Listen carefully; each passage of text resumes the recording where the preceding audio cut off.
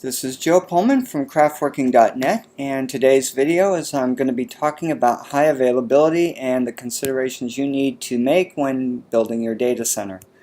My definition of high availability is the tolerance of a complete failure. How long are you going to tolerate being without your infrastructure? Depending on the applications and what you're doing, this could range from anywhere from a few seconds or less to days, weeks. It all depends on what you're doing. But the main consideration when dealing with high availability is going to be actually your data store. This is going to be the most challenging part of trying to come up with mitigating your risk and coming up with a redundant solution to storing your data. However, it is actually the most important. Servers, switches can all be replaced with very easily. It's just a matter of cost. But your data cannot be replaced. There's no way of replacing it if it gets lost, corrupted, or stolen, or whatever. It's very important, and as you all know, to do backups and to try to have as much redundancy as possible when it comes to data. So backup is always the rule of the day. However, in a data center, you're going to have lots of virtual machines, and this is one of the biggest challenges in the modern data center now is how to make disaster recovery viable. Cloud solutions, if you're going to back up several terabytes worth of data from all your virtual machines on a cloud drive somewhere, you're going to be spending thousands and thousands of dollars. Not to mention the time it takes to actually replicate your data center in the cloud. So it's a big challenge. There's a lot of solutions. Most of them are very expensive and very complicated to do this. However, there's a few things you can do depending on what you're going to do with your data, or how you're going to put your data store together, whether it be local or be it shared. If you're doing a local solution where all your disks are in the host itself, there are solutions out there which will actually replicate the disk array between the hosts. So if a host dies, your data is safe on the other host, and it's constantly updated and replicated. That's actually going to be one of the cheapest solutions you can do. If you're running a shared storage and you have a NAS or a SAN, this becomes a little bit more complicated. Again, there's solutions out there. They are expensive, but it is well worth it. You don't really think about it until actually you lose a file or lose something and you can't get it back. Your backup is corrupted or whatever the case may be. It's just the worst feeling ever. So you look into it, do a lot of research on your SAN or your data store replication, and then design your data center accordingly. So bringing to the other things that how we can mitigate the risk of having a failure. The first thing to note is everything in your data center can be replicated. Everything can be redundant. Everything can be have high availability, including your internet access. It all comes down to cost, basically, and complexity, and how much you're willing to actually forego for having as much uptime as possible. If you're going to go with an enterprise server solution, then the first thing that's going to happen is you're going to get redundant power supplies. So that mitigates that risk of losing a power supply. If one of the power supplies dies, your server will work just fine on one. You'll just get an alarm or something that'll tell you a power supply failed, and you just replace it, and no one knows that anything happens. So that's one thing. In the host itself, enterprise servers have dual sockets in the processors. Uh, Depending on which processor actually fails, it may work just fine. Your server actually will work off of one processor as long as it's the right processor that's working, like the first one.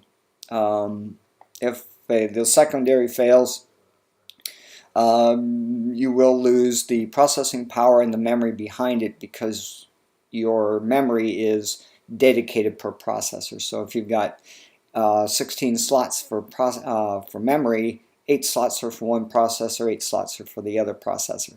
So depending on which processor dies, it'll take that memory with it. So you'll get half the memory as you did before, but like I say, depending on which one dies, you may actually still be up and working.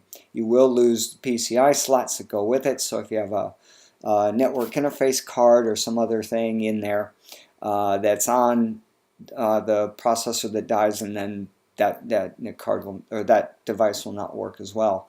Heaven forbid your RAID controller is on one of those. The disks in it, you're going to be running a RAID array of some sort, be it RAID 0, 1, 5, 10, 50, whatever. Those are going to be redundant to the point of whatever RAID you're going to be running. So if you're running a RAID 1, you've got a 1+1 redundancy, so the disks are mirrored. RAID 5, you can lose one drive off an array and still work just fine.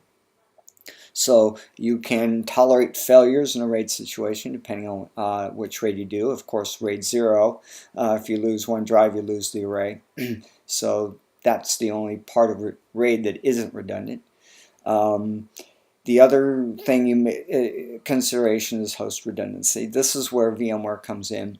When you deal with a complete failure of a host, you're down, and you're not going to, nothing's going to work. But if you're in a cluster environment where you have more than one host and they're in a cluster, VMware will basically take the VMs that were on that host that failed and then reboot them on the other host, and your downtime will be just as much as it's going to take to reboot that machine that actually failed on the host that failed. So those are some of the things. As far as internet access, this is probably not going to be the best thing that you want to think about being redundant.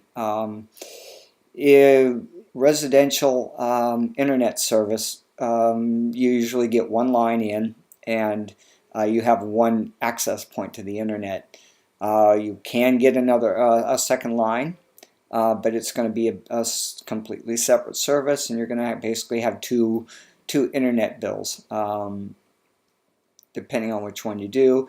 On top of that, you're talking about that you can't have an active passive failover from the internet side itself. So if something happens, you're on the WAN side, on the internet service, you're going to have to be able to somehow detect that failure and swap over, or else it's not going to work. So those solutions get quite complicated and quite expensive. So again, when you're dealing with building a data center, you want to do as much research as possible on how much extra money or how much money or resources you want to spend in mitigating your risk.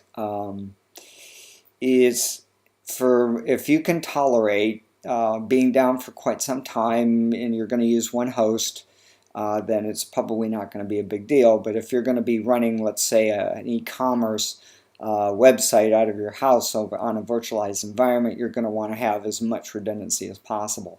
So I would look into host redundancy at least.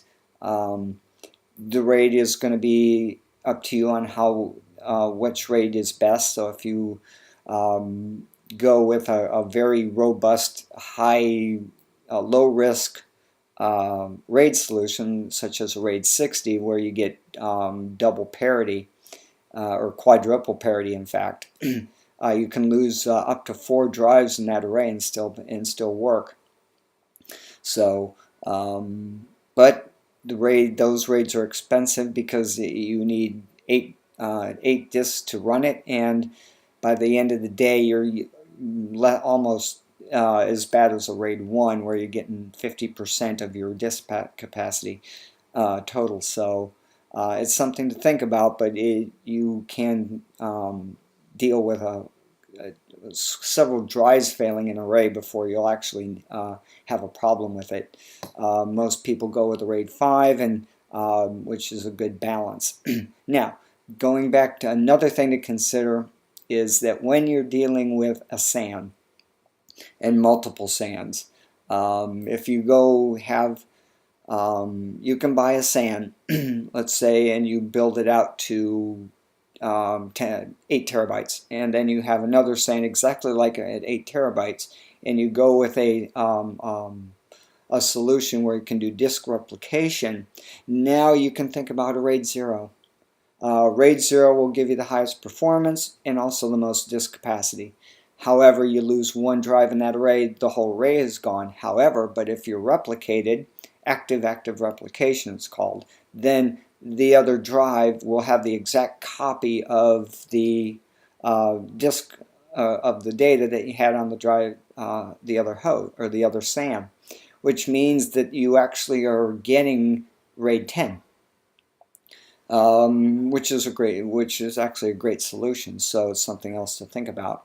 So, but these are a couple of highlights that you can that you need to think about when building your data center. In